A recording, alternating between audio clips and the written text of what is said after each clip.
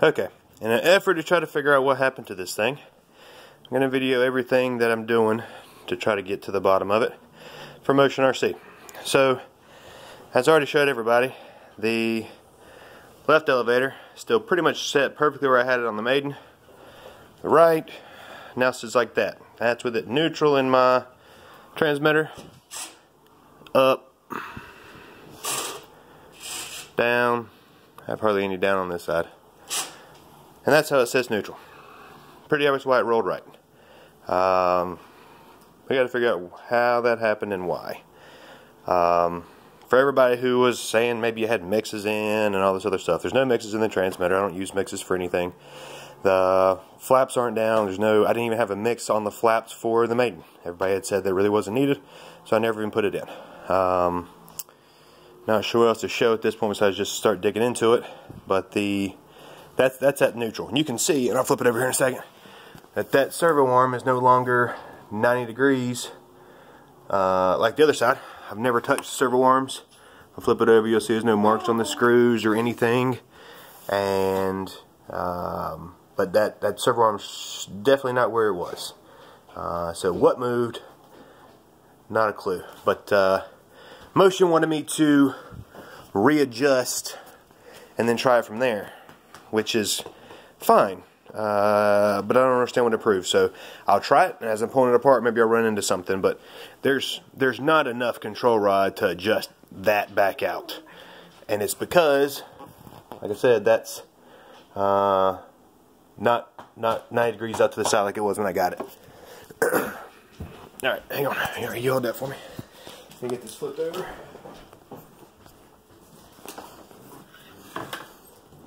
She's a beauty now.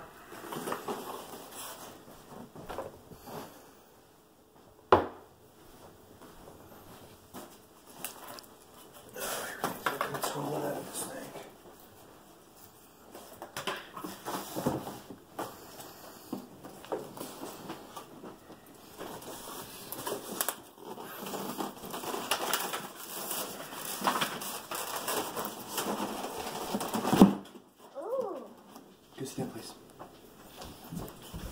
Everything came up.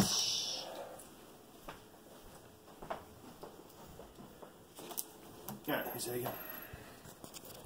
Alright, so you can see, this is how both elevator servos were when I got it. When I set up a plane, the way I go through it, I had the plane assembled and bound my radio to it and let all the servos centered where they were going to be.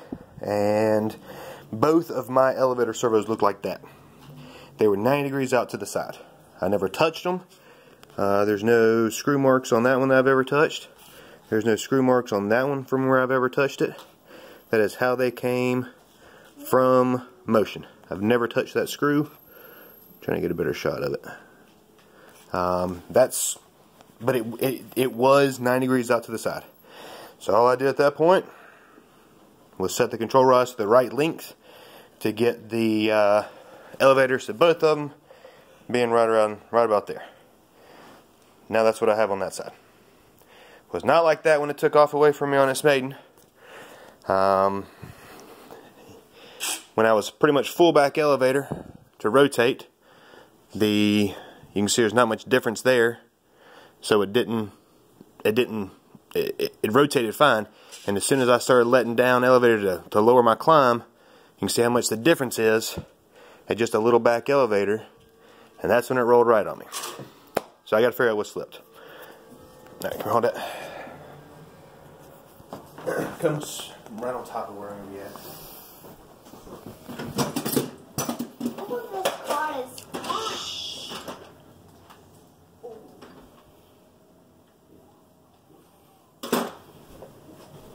I'll get right down on top of here. Never touched this servo before. First time I touched this servo. Or the control arm. Which right now, let me screw that back in actually. I haven't tried this yet. So it's got power to my transmitter. The play and slop that other people have talked about is there. But man, I can't really make it slip or anything either way. I mean, it's there. I can't. It's just the slot from the control rod and the servo arm.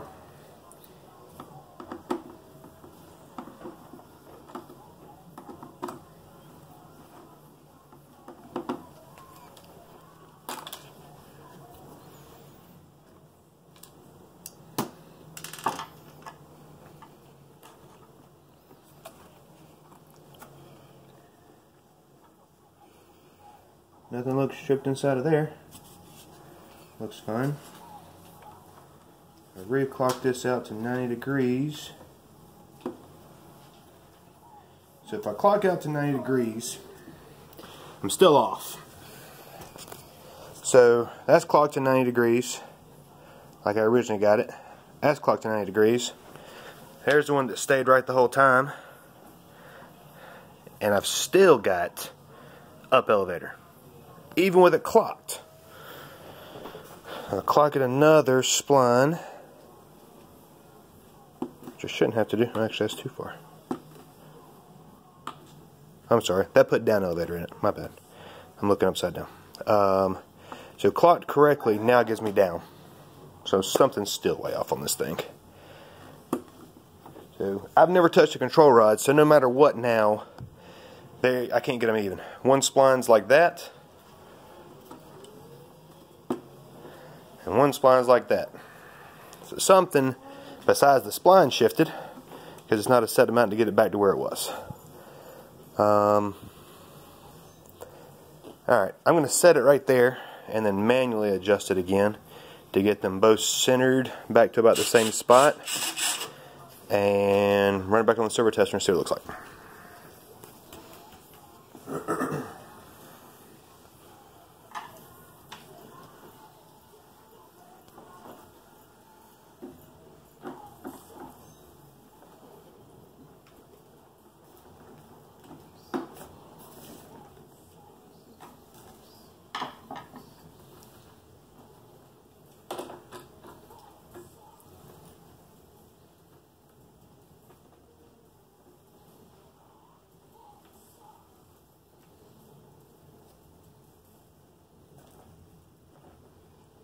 Other people were asking if I was hitting anywhere.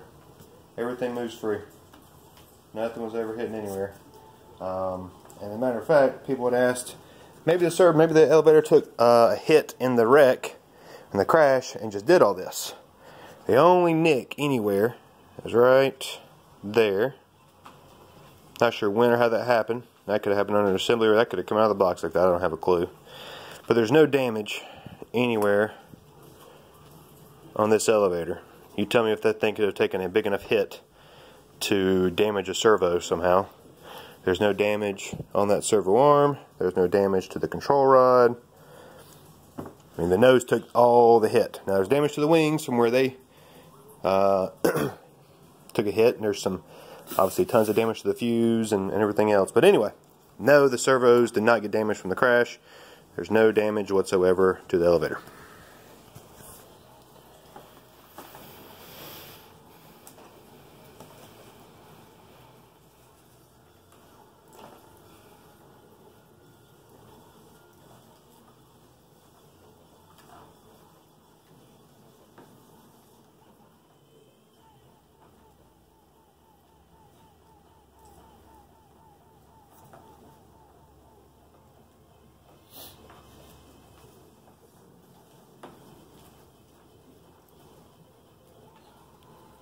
I'm not close enough to good work for this test, but let me try to see if I can get it exact.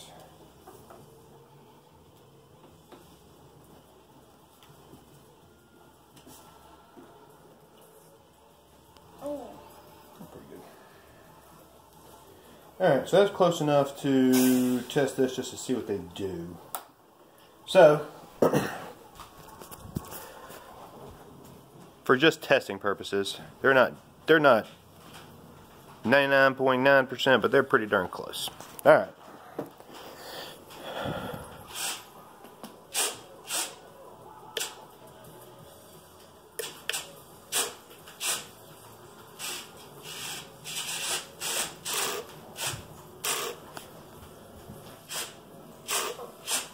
Alright, I'll run them on the tester and see what happens.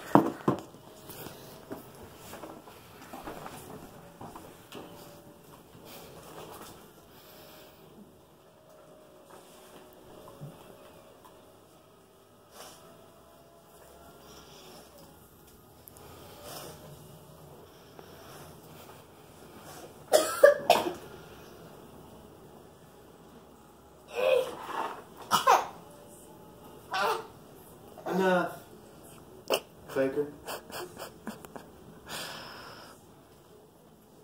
So I was just trying to show it for the camera. Knows we're doing this, knows we need to be quiet. So we find a reason to fake cough so everybody knows I'm here. Stop. Stop. Shh. Wrong servo. Snagged the wrong one.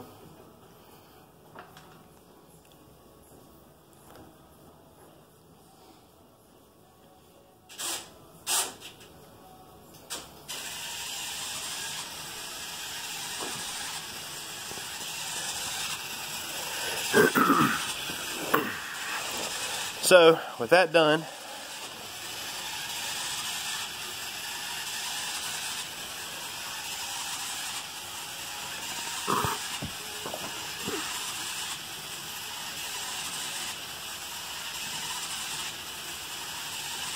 I'll let it run for a little while. It seems